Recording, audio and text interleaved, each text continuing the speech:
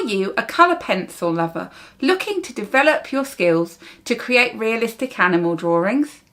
Maybe you would like to learn how to draw this beautiful kingfisher bird for yourself. Watch this time lapse to see how it's done. Hi, I'm Izzy, coloured pencil artist, enthusiast and teacher. As part of my Draw Around the World in Colour Pencils group, we have been learning how to draw a kingfisher bird. Watch this time-lapse version with voiceover to see how to draw these magnificent birds in colour pencils. If you would like to watch the real-time version, where I explain everything I'm doing and why, as I'm doing it, then it is available as part of my Draw Around the World in Colour Pencil group over on Izzy's schoolofart.co.uk. The link is in the description below. For now, sit back, relax and enjoy. I started with the beak, laying down some light base layers of white, sepia 10% and French grey 30%, before beginning to map out the dark portions and getting the shaping between the top and the bottom sections of the beak using some slate grey. Once this has been done, then I got down some good layers of the darker colours. Whilst the beak has grey within it, there are also elements of purple tones, so I included some violet brown. In the darkest areas, I used some dark indigo and nightshade, along with black to give it a little more interest. Once I had the main shapes in and colours down, I used some cornelian and perylene brown in the orangey sections before doing some final tweaks. I'm going to have a little look at this orange bit. In terms of colouring here, if I get my little colour chart out,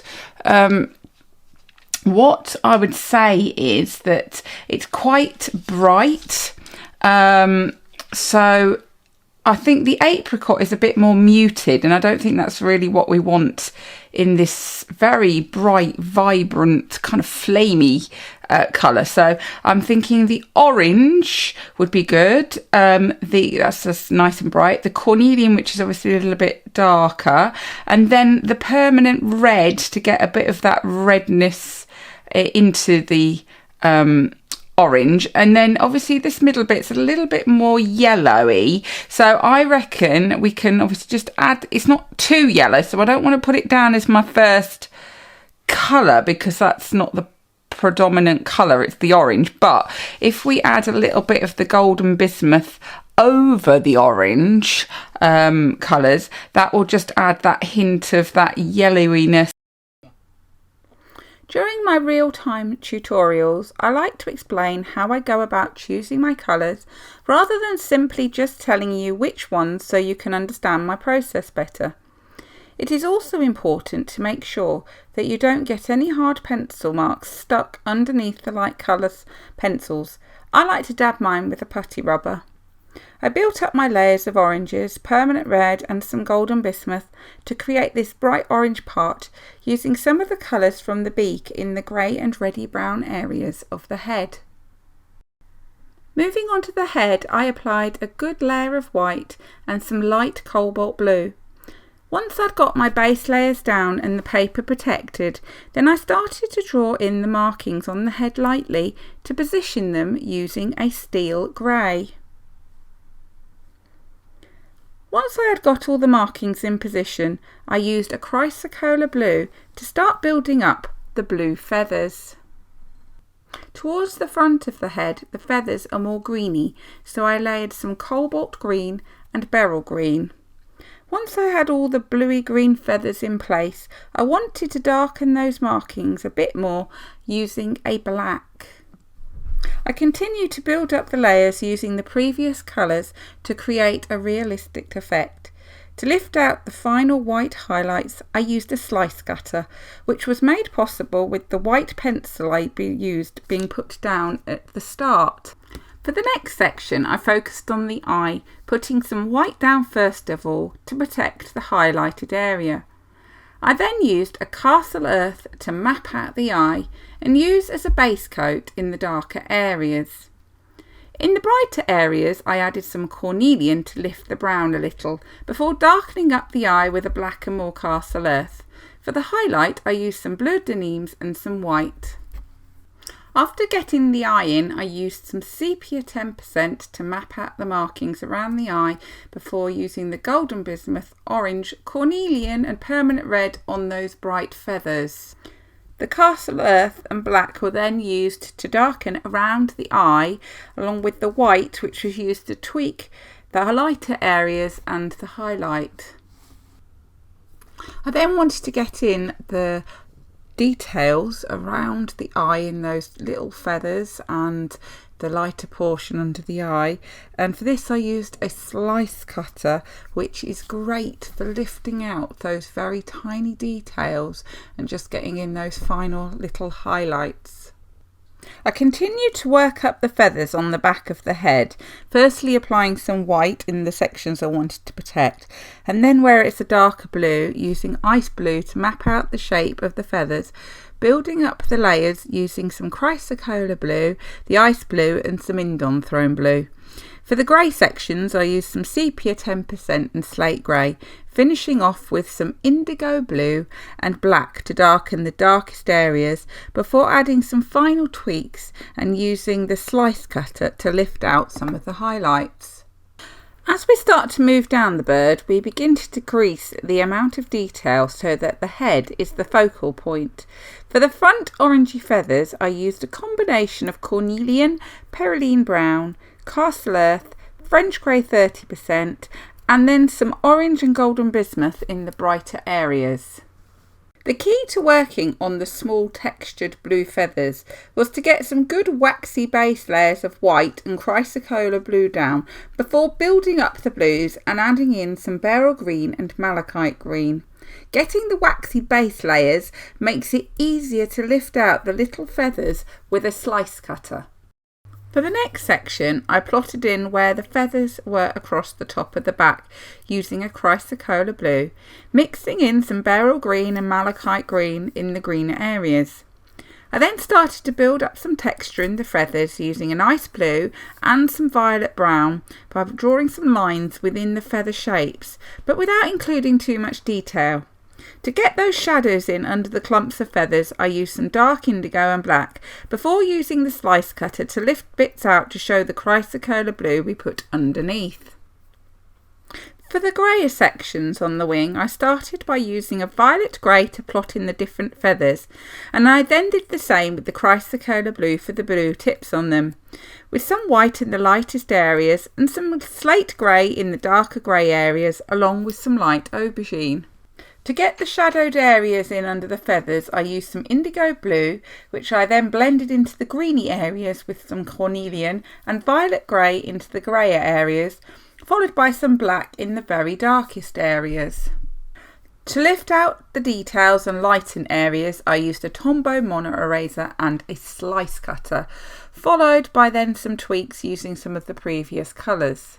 Moving on to the orange tummy, I reused the golden bismuth, cornelian, orange and permanent red pencils.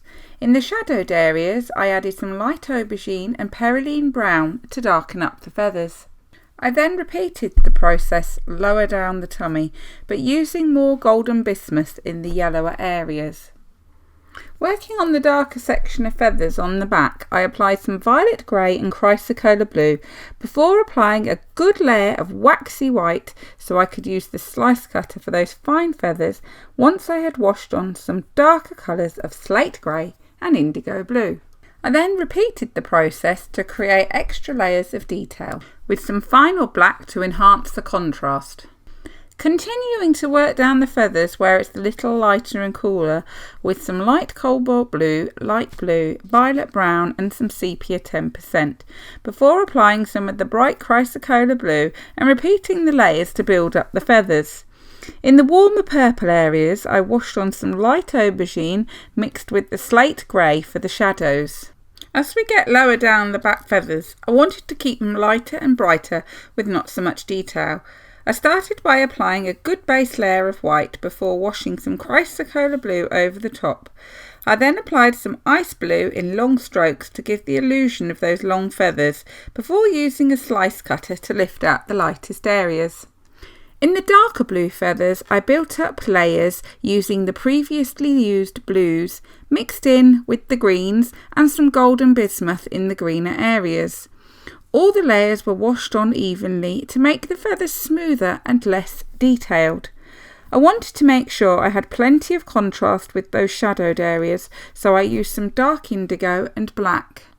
Where the feathers are overlapping closely together on the bottom of the wing, I decided to plot them in first using a light malachite green, to make sure I had them in the right place before washing some on as a base layer. I then applied some chrysocolla blue and built up to the darker blues and greens using a touch of black in the darkest areas. To finish off the bottom section of orangey feathers, I used the same colours as before for continuity, making sure to use the cornelian orange and permanent red in the darker areas and plenty of golden bismuth in the brighter yellow areas with some orange.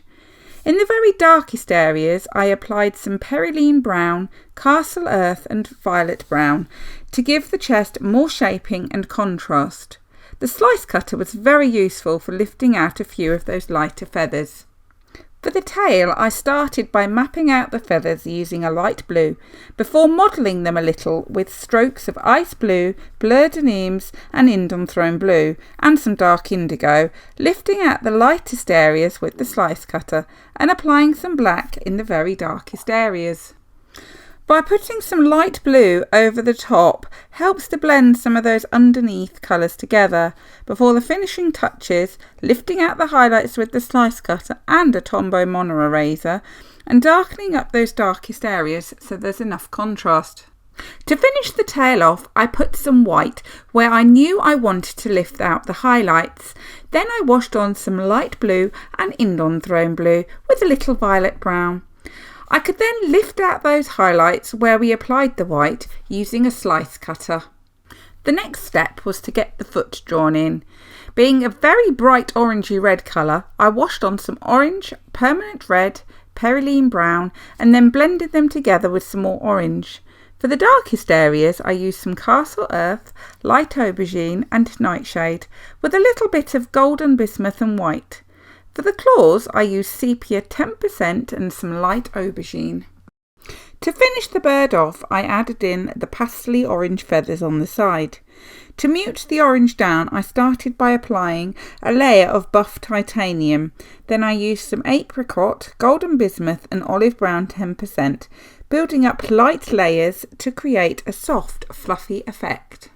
To finish the picture off, I drew in the wooden stump, starting with the shadowed area around the foot. I loosely washed on some sepia 10% and French grey 30% as a base coat, with a little olive brown in the brighter area, followed by some raw umber and castle earth in the darker areas, and a little bit of black in the darkest bits. I then did a little tidying around the foot and the feather, adding in a little perylene brown into the wood. For the lightest area of the stump, I still wanted to create a textured effect. I started by washing on a base coat of buff titanium, followed by a very loose layer of olive brown 10% to allow some of the buff titanium to show through. I then repeated this with a raw umber 10% and a violet grey, beginning to draw in some lines for the effect of the bark. In the brighter areas, I applied some green ochre and some raw umber in the darker areas. In the more purply areas, I added a little light aubergine and some violet brown, and in the shadows, along with some castle earth and black. In the more pinky toned areas, I loosely washed on some burnt sienna 10% before lifting out some of the lighter areas with a Tombow mono eraser, which is great for adding to that texture in the bark. I finished this section by tidying up the edges and blending together the layers a little, washing on some raw umber 10% on the lighter areas and some slate grey over the darker areas, with some final dark tweaks of castle earth to help with those tonal values and contrast. For the darker, more shadowed area of the stump, I washed on a base coat of raw umber. Then began to build up the texture of the wood with some castle earth and dark indigo, blending them together a little with some violet brown and slate grey, before adding some black into the darkest areas. To blend the lighter toned areas, I applied a wash of raw umber 10%. On the lighter end of the stump, where the sun is shining, I loosely washed some olive brown 10%, then added some texture in using raw umber, green ochre, violet grey and violet brown, creating different marks and lines for the texture, lifting out the lighter areas with a Tombow mono eraser.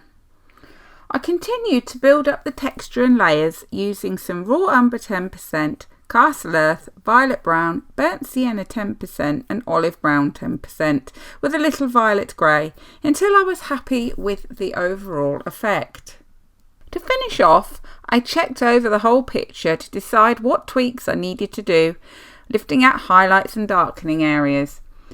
I started by looking at the orange feathers on the side and felt that they needed brightening and lifting out just a little bit more because they were a little bit lost on the white paper. I then lightened the tail slightly and darkened around it to create more contrast to make it stand out from the stump. I hope you have enjoyed watching this video. If you would like to find out more and give it a go yourself, you can find the full real-time version over in my Draw Around the World in Colour Pencil group, along with other tutorials. To find out more, visit izzyschoolofart.co.uk. You can find the link in the description below. To see my future video releases, subscribe to my channel so you don't miss them. Thanks for watching.